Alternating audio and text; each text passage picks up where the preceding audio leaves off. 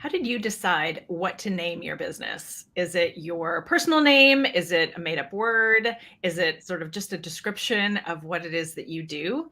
There are a lot of ways that people come up with business names, and there is a good way and a better way, and probably a bad way to come up with a business name. So I'm super excited for my conversation today with Cynthia Mason of Mason PC. She is a trademark lawyer and helps clients with naming as well, just like I do. And I wanted to have her here so we could have a really in-depth conversation about brand naming and trademarking, and really just help entrepreneurs understand and navigate this kind of complex world. So welcome, Cynthia. Thank you.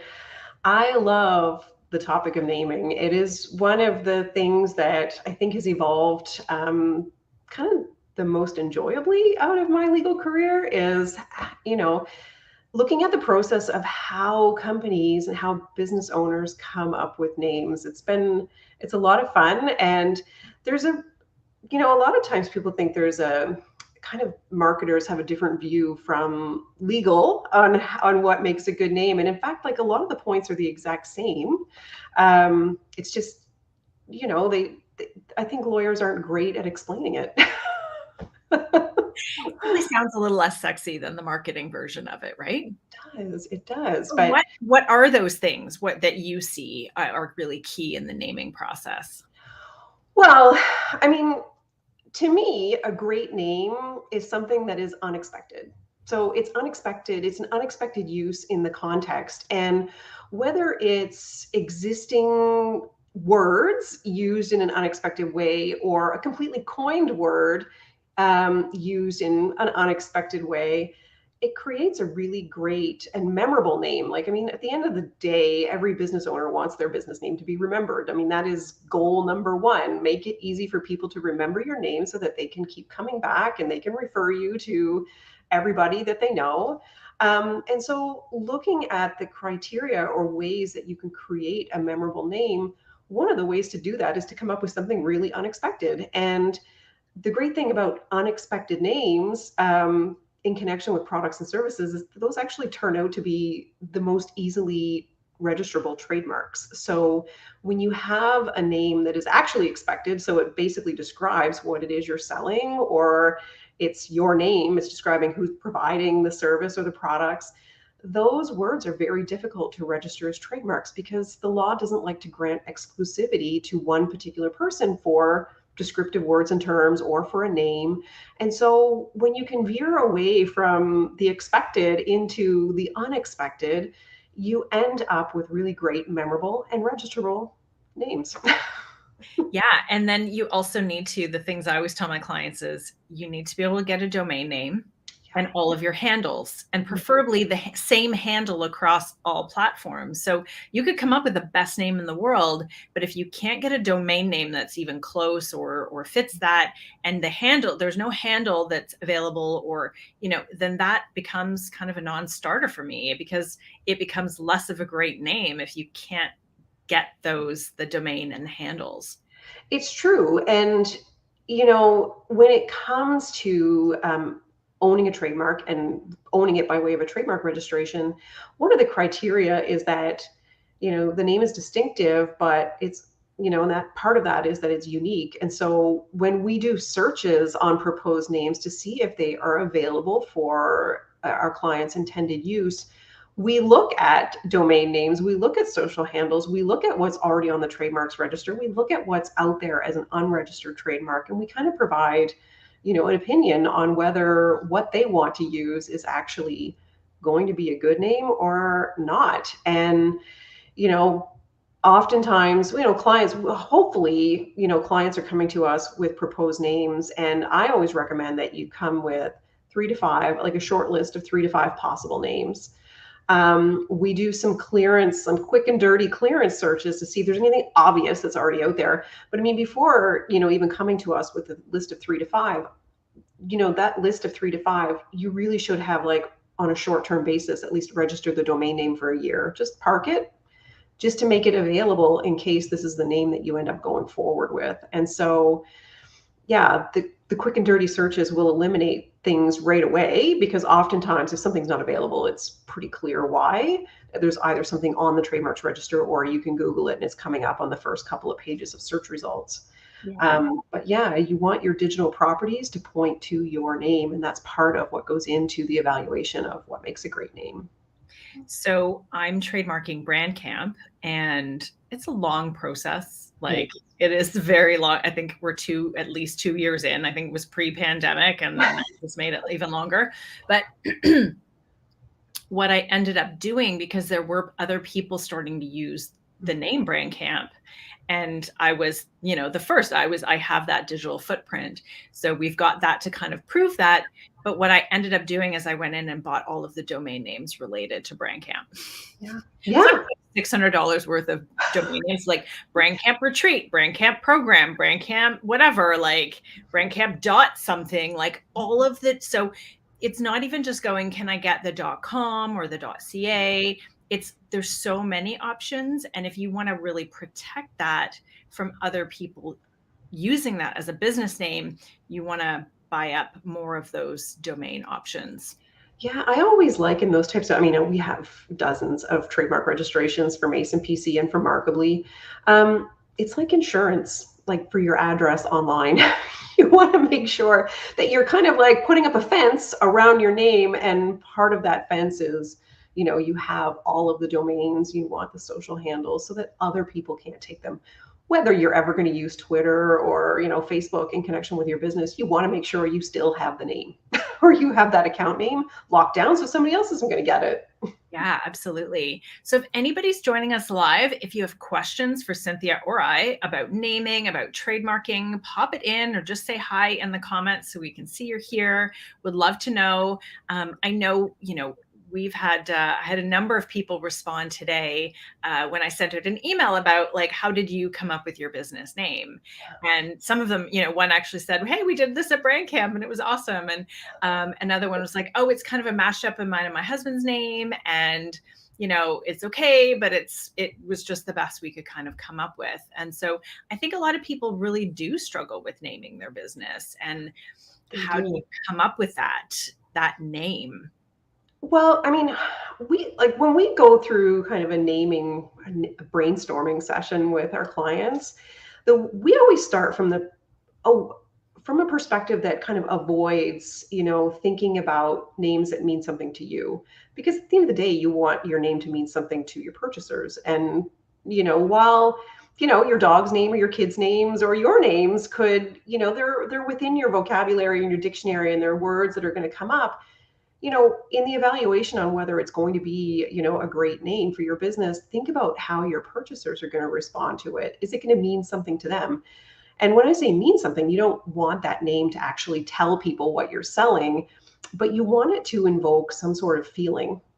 And I kind of think that the way to avoid descriptive and generic and common names is think about the feelings that you want your purchasers to have and start brainstorming words and ideas around those feelings. And in my experience, that comes up with a much richer source of possible words and terms that you can kind of play with and puzzle into different name possibilities. And you're more likely to end up with something very unique in your industry too. I'm curious, how you go about it with your clients. And I'm also really curious on, like, what sort of names do you like? When you look at like different professionals and agencies who help with naming, I find people tend to have a very kind of a path that they want. I spoke with a client who was looking for a very traditional name, to kind of piggyback along a name that had, meaning in an area. And I'm just not the right person to do that, because the names that I like are a little more provocative. They're not, traditional, and they're more things that, would create a little bit of a controversy, and that's part of what makes them a little bit memorable in the context. So, yeah, I definitely love memorable names. I don't know if I've ever done like a made up word version of that's not mine either. For some reason. I like things that are easy to spell. easy to Yeah. remember. Alliterations are great. Plays on Mhm. words are great, Yeah. because you want it to be something that will resonate with people. So what I've found is whenever I've done naming with a client, it's through Brandcamp. So Mhm. sometimes they come in intentionally, like I have a client right now in Brandcamp who's looking to change the business name. Because I said, I think your business name is actually going to hold you back because it's going to reduce like opportunities or what people might be willing to pay for your services because of the name. So we're going into Brandcamp knowing that she wants to change or is looking to. So in that, something always comes up. What I found is everybody who comes to me and they want a name, I'm like, I can't come up with that today, but I bet you by the end of Brandcamp, we'll have a name for your business, or we'll add on like an extra to just kind of brainstorm it. But because we take that time to really understand what makes them different and unique, it's usually at the time where we're developing the tagline that we're like, well, either this would be a great name or what would be the name to go with this tagline. And so it's sort of like it's kind of stacking, and I can't come up with the name without a tagline, or I can't come up with the tagline without the name. So those things are so interwoven, and we play on them in the I, process.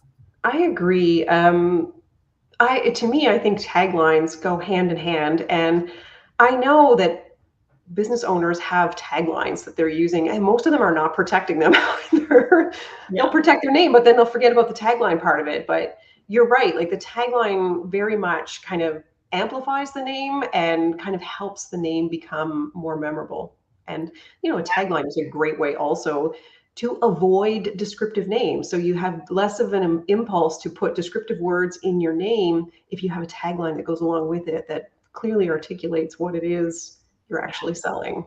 Yeah. And a tagline isn't a business descriptor, right? A lot No. of times people think I'm like, no, that is a business descriptor. That's just something a line that describes what you do, or it's your title, but it's not a tagline. It's not that. I call it the heart and soul of your business summed up in a few words. And I think that's also if there's a name behind the story. So Lab Creative is obviously my business name, but Lab is my initials. I And do. not everybody knows that. Yeah, you do. My middle name, Anne. So it was But just it also fits really well with what you do. it came to me in the shower one day when I was rebranding from my old business, which was Laura K Design, and that had my name on it. And I knew, and I always question people if they want to put their name on their business. I'm like, do you plan to grow? Do you want to have a team? I said, because when my name was the only one on the business, people only ever wanted to work with me. Mhm. Right. And I wanted to build something bigger than just me. And so, but I still love that with Lab, it's a word, but it's also my initials. So I can kind of sneak in that personal touch, but it still could be a sellable brand. It could be a sellable name. It's not like, oh, well, we're buying Laura's name. It could be trademarkable. And Mhm. what I love is I've tied in that idea of the chemistry, right? You think of a lab, you think of a science lab. So I integrate the chemistry language in our tagline, in our positioning, in all of our marketing. My book is called Brand Chemistry. My talks are all about creating chemistry. So I weave in all of the language that ties into the business name. And so visually and language wise, it all kind of comes together. And that's what I want from a naming perspective, is that we can take that, and there's like a through line from the name to the tagline to the positioning to sort of the personality of this brand and so on. And I think the reason why you're so good at helping clients come up with that is because you start by focusing on kind of who they're selling to, what they're selling, what the customers value about what you're selling. And when you nail that down, when you have a really clear picture of that, it's easy to create the elements of your brand, and everything that you do is consistent with that, so that you can build a brand that really kind of it amplifies your original name just fits. Everybody knows that you are known for this, and it is. I think a lot of businesses have like different elements and things that they do that don't fit well within their overall branding. And I think it's because they don't have a really clear picture on the value that they bring and who they're bringing it to. And so Yeah. that has to be the starting point for a name, for a logo. It has to start there. Absolutely. We have somebody says great information, ladies, but it's just a LinkedIn user. So we can't actually see who you are, but thank you But for we're just that going to amazing infer comment. that that is all LinkedIn users out there. For all the LinkedIn users out there watching us, thank you. Um, so something that comes up sometimes, which could be interesting to talk about, is kind of renaming your business. And a lot of people are afraid. They're like, oh, I've put all of this, I've got all this equity in my name and my handles and my domain, and like people know me as this. How do I go about renaming or like that kind of thing? That can be really challenging for people to think about. So where do you find people are struggling with the sort of naming a brand new business versus rebranding and renaming their business? Yeah, we don't we don't get a lot of like rebranding. Mostly because I mean it's how you go about it is very tricky. It's a tricky thing. Like you have to kind of educate your existing customers and your existing community to the new name. So there's always this kind of this inclination to just go like a small step away from what you already have versus a dramatic leap into something great. Where we tend to encounter kind of more creativity is with business owners who are kind of developing a little bit more of a sophisticated kind of brand structure where they have a name, but then they have different things that they offer and they have unique names for those. And how to kind of, there's always the question of, should it incorporate, the original umbrella name, or should it have something completely different? And that is, I mean, it's also like it's a personal choice on how you want to do it. But when it comes to small businesses, there's a lot of efficiencies in having everything point to one single name. um, if you don't want to pay, I mean, we're in this position right now, we have two brands that are out there, and so you're doubling your efforts in terms of getting your names out there. And so you have to kind of think about that. But I mean, you also want to have a name if you have a particular product or service that appeals to a very specific buyer. Maybe your existing name doesn't fit, but do you abandon your existing name, or do you kind of create a second one to go along with it? There's a lot of different ways to kind of think it through. um, I don't know the answer to that, to be honest. Yeah, and I think from my experience, if there's a great new name option that's totally different, then I would say yes, let's do it. If it's kind of just a sidestep, I'd be like, why would we bother? Like, and it depends. It really depends. But it can't just be, well, we should change the name, therefore let's just find something random. Like if there's really a reason behind a name change, then let's absolutely do that. And I do find we do a lot, mostly it's rebranding from a renaming the business perspective. Mhm. Like it might have had their name on it and now they want to grow and they need to get their name off of it, just like I did. And so what I do is I give people a roadmap for rebranding. And that could be with a new name. It could be, if it's just a relaunch of like the same name, but a new visual brand, new messaging. And I think it can actually really open up the door for new opportunities. What I Mhm. found, even for me, when I rebranded from Laura K Design, which I'm like, everybody knew me as Laura K. There were people, they didn't even know my last name. And the K was for my maiden name. But anyway, I was just Laura K my whole life. So that was my identity. And then I rebranded to Lab Creative. And when I let people know what I was doing and I kind of announced it and launched it, I actually got business because people were like, oh, hey. And I got back on their radar. It kind of Mhm. gives you a great excuse in a way to let people know what you're doing and that there's something new and exciting changing. So it can be used as a great opportunity to Yeah. connect, but it also needs to be done in a strategic way so that you're not confusing your audience in the process, Yeah. right? Because that can Yeah. definitely happen. This is, I mean, I think, there's a lot of, over the course of the pandemic, the great resignation happened. And, a lot of new business owners, particularly women who are mothers who are, hands up with this whole scenario. Yep. And so they're launching a freelance business. And I think that is like one of the things that new freelancers are not really thinking through when they launch. Oftentimes you do it with your name. And I mean, Mason PC, I'm not going to, I was there. You want your clients to follow you, so you use your name, and that's where you kind of get stuck. And so then you end up launching a new brand. Anyway, so but like when you're starting out as a freelancer, think big, dream ahead. Where do you want to be in 5 years? Do you want to hire people to kind of lighten your load a little bit and start, being able to offer your services to more people? Because your number of hours in a day are limited. Yeah. But if you have something of value that you're selling and you want to teach other people how to do the same thing, you know, if this is your game plan or this is your vision, maybe you don't spend years of your business building equity in a name that is never going to grow. Yeah.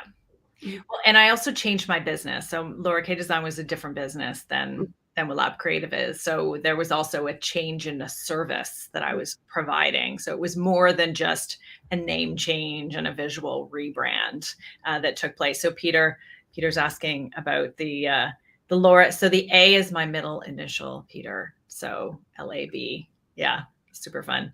I was just actually contacted by like a domain broker, maybe wanting to sell me the .com of Lab Creative for about $20,000. I was like, yeah, no, I'm quite fine with the .ca for now, and I'll let you know if that changes. But it is, people do buy up domain names, so that's why it becomes increasingly hard for people to get a domain name. And I love what you said at the beginning, just to circle back to that, Cynthia, is to just park that domain. If you're considering it, spend the $2.99 or the $20, and just because you hear a lot of stories and they say it doesn't happen, but you go into GoDaddy and you're like, I'm going to check, is Lab Creative available? And one day you're like, okay, great. Now I'm going to go think about it. And I'm going to go check the handles. And then you come back and that domain is gone. Yeah. And that happens to people. Apparently they're saying there's no way for people to track what domain names are being checked, but I dispute that. I would probably dispute that too. So I'm like, if you're going to check on a name in GoDaddy or any of these other ones, you need to then just purchase that for that year and hold it if it's a serious contender. Yeah. So I think that's great. So the other thing I wanted to jump into, and you mentioned it was kind of about that hierarchy, like having a brand name and then products. And so I call this brand architecture. So we have the kind of that parent brand, and you have these like sub brands, or you have kind of, I guess, two kind of sister brands, right? With Markably and Mason PC. So, and I have Lab Creative, which is like my umbrella brand or my parent brand. I have Brand Camp, which is my program. I have my book, and I have myself as like my personal brand. So there's also naming of like products, naming of a podcast, naming, like there's naming and trademarking that can happen in so many ways inside your business. Yes. Yeah. And, that is the thing. Like, I think business owners don't, well, I know business owners, after seeing it for 20 years, I know like business owners wait. They wait, until they've got the name out there. They wait until, they're starting to see some traction. They're running a profit. They're seeing, some growth. And then they take the steps to trademark something. And I mean, as you know, it's in Canada, it's a time investment.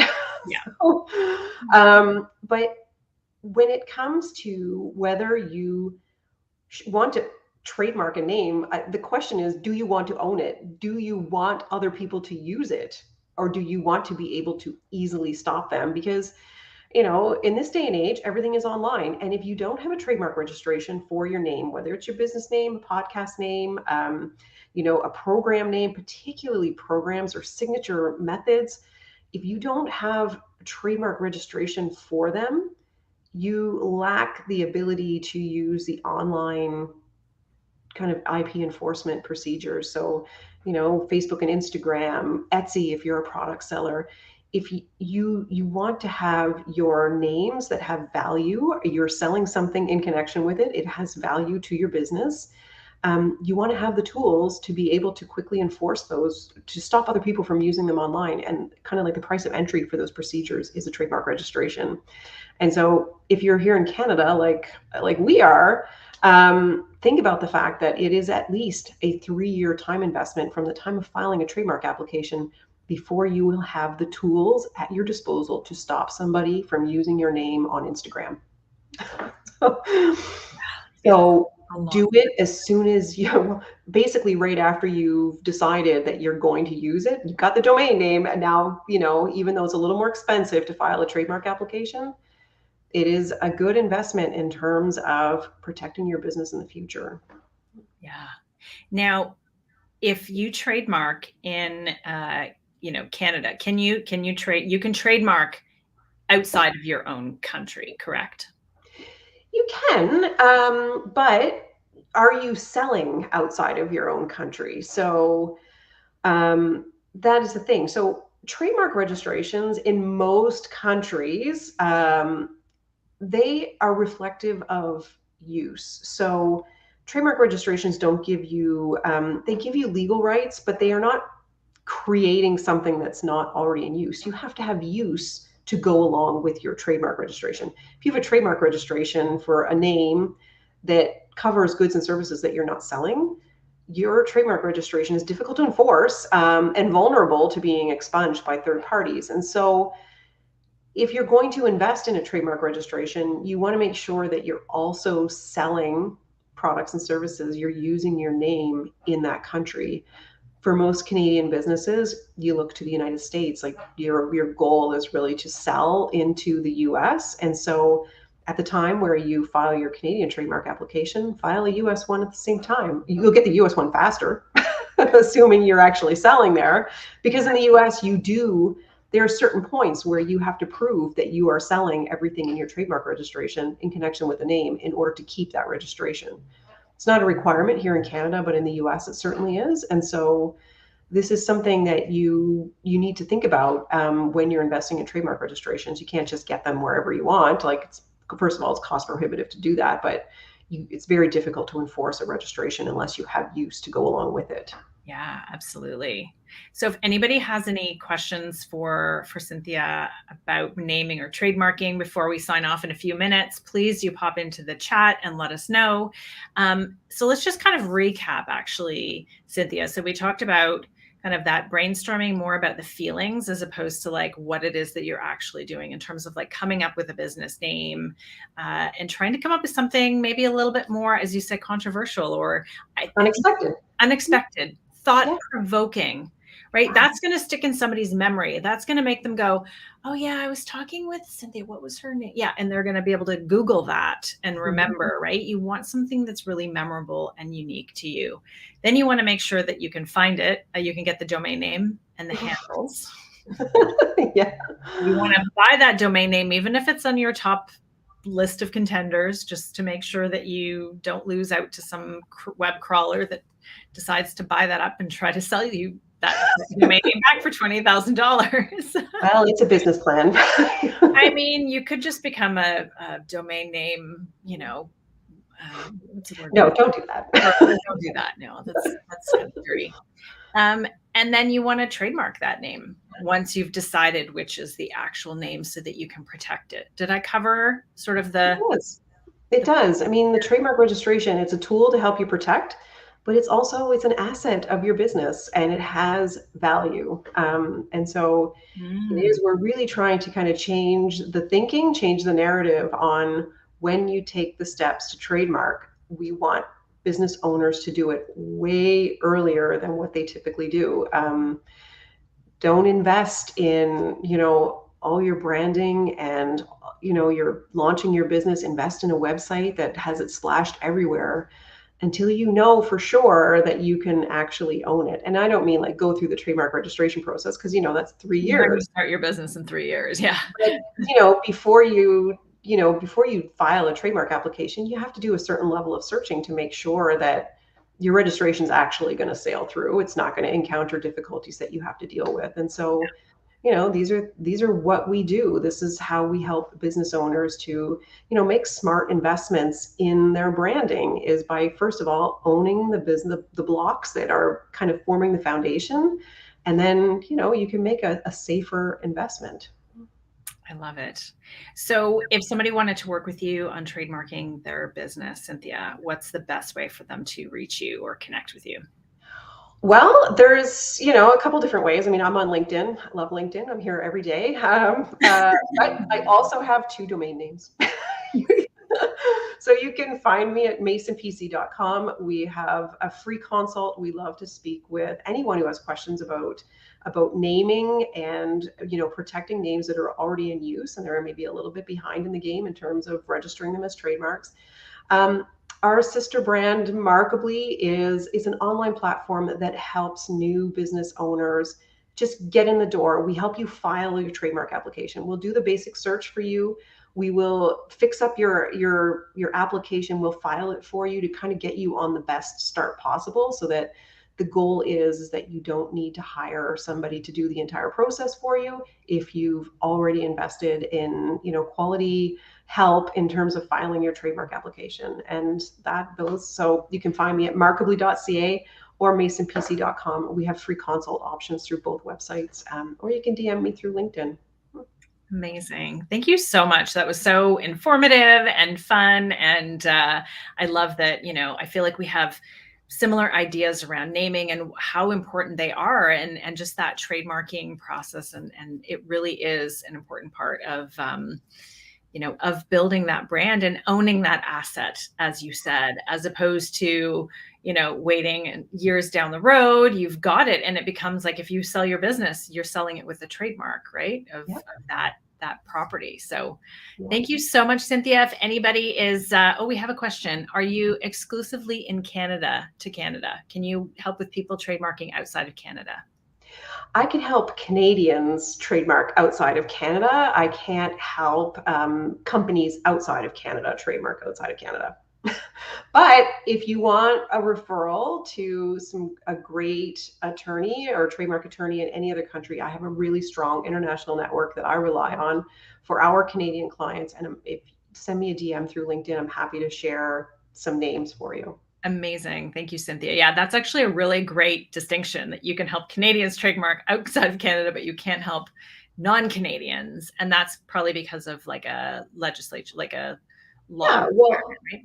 In Canada, in order to help somebody else, a business owner or a company, trademark with the Canadian Intellectual Property Office, you have to be a registered trademark agent. And it's a process in Canada, you have to have 2 years of experience. You have to write a difficult exam. And, 20 years ago, that was where I was. And so I am registered to act on behalf of companies before the Canadian Intellectual Property Office. And I can act on behalf of Canadian companies in the United States Patent and Trademark Office, along with a US trademark attorney on record as well.